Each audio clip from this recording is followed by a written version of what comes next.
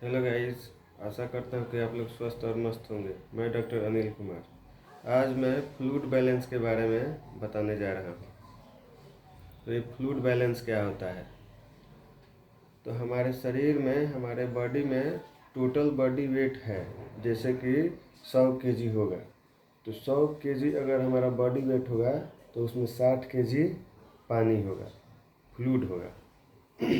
ऐसे ही total body weight का adult में एवरेज होता है 60%, यानी टोटल बॉडी वेट का 60%, जिसमें एक्स्ट्रा सेल्यूलर फ्लूइड 20% होता है और इंट्रा सेल्यूलर फ्लूइड 40% होता है। मैंने कहने का मतलब हुआ कि एक्स्ट्रा यानी कि जो हमारा मसल है, स्किन है, इस सब में जो है बॉडी का जो फ्लूइड होता है वो 20% पाया जाता है 60% में, और बाकी 40% जो है इंट्रा सेल्यूलर फ्लूइड यानी कि हमारे सेल मेम्ब्रेन में इंटरनल जो है उसमें पाया जाता है 40%, यानी कि हमारे सेल के अंदर जो है अंदर वो 40% और बाहर जो है वो 20% पाए जाते हैं। इन दोनों मिलकर 60%, टोटल बॉडी वेट का जोड़ेंगे तो 60% हो जाएगा।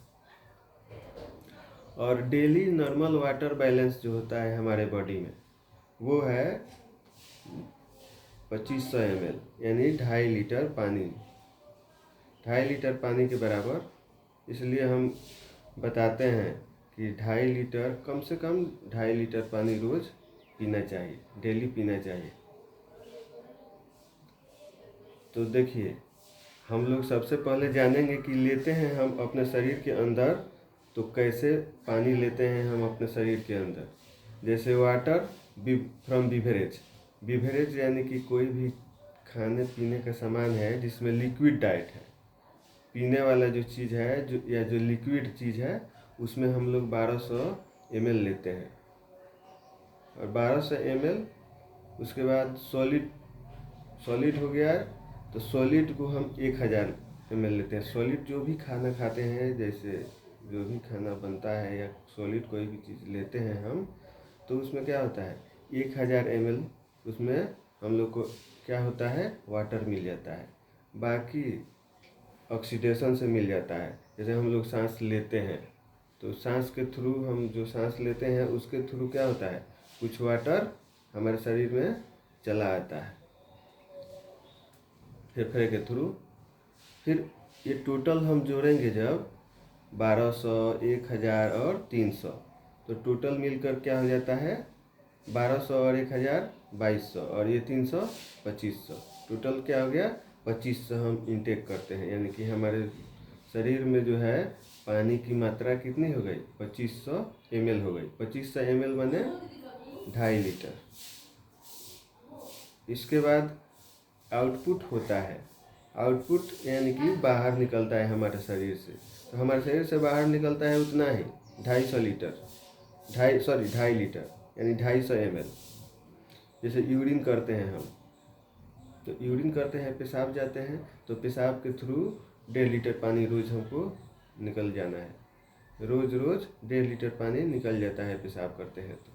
उसके बाद हमारे स्किन से और लंग्स से, यानी कि हमारे स्किन से पसीना होता है, या हम सांस जब बाहर एक्सहेल करते हैं, छोड़ते हैं, तो उसके थ्रू 900 ml पानी हमारे शरीर से निकल जाता है। फिर बचा फिकस, यानी कि जब हम मल त्याग करते हैं तो मल त्याग के थ्रू 100 ml पानी निकल जाता है, यानी कि पोटी जाते हैं तो उस समय 100 ml पानी हमारे शरीर से बाहर हो जाता है। तो इतना, यानी इसको भी ऐड कीजिए, 1500, 900, 2400, और एक ये 100, 2500 हो गया, यानी कि 2500 ml, यानी 2.5 लीटर पानी हमारे शरीर से बाहर निकल गया। तो 2.5 लीटर हमारे शरीर में आता है और 2.5 लीटर रोज़ जाता है। पता चल गया, यानी कि 2.5 लीटर कम से कम किसी तरह हमको अपने शरीर में पानी ले लेना है, तब जाके वो मेंटेन होगा 2.5 लीटर जो निकलेगा। नहीं तो अगर हम कम लेंगे, मानते हैं कि रोज़ 1 लीटर 1.5 लीटर लेते हैं, तो क्या होगा, लेकिन निकलेगा वो तो 2.5 लीटर। और नहीं तो अगर 2.5 लीटर नहीं निकला तो हमारे शरीर में क्या होगा, विष पैदा हो जाएगा, यानी कि टॉक्सिसिटी पैदा हो जाएगा, पॉइजन होने लगेगा धीरे धीरे और बीमारी होने लगेगी बहुत सारी। इसलिए हमको उचित मात्रा में पानी लेना चाहिए, पानी पीना चाहिए और पानी वाला फल खाना चाहिए, पानी वाला जो भी सामान है उसको खाना चाहिए, ताकि हमारे शरीर में फ्लूइड का बैलेंस बना रहे। उसके बाद हम लोग चर्चा करेंगे आगे इलेक्ट्रोलाइट पर। हमारे बॉडी में जो इलेक्ट्रोलाइट्स हैं, जैसे सोडियम हो गया, पोटेशियम हो गया, कैल्शियम हो गया, मैग्नीशियम हो गया, क्लोरीन हो गया, ये सब क्या है, इलेक्ट्रोलाइट्स हैं हमारे शरीर के। तो डिहाइड्रेशन में इसका चर्चा करेंगे हम। तो आज इतना ही, तब तक के लिए बाय। और मेरे चैनल को लाइक, सब्सक्राइब और शेयर कर दीजिएगा ताकि नोटिफिकेशन आपको मिलता रहे। Bye, thanks.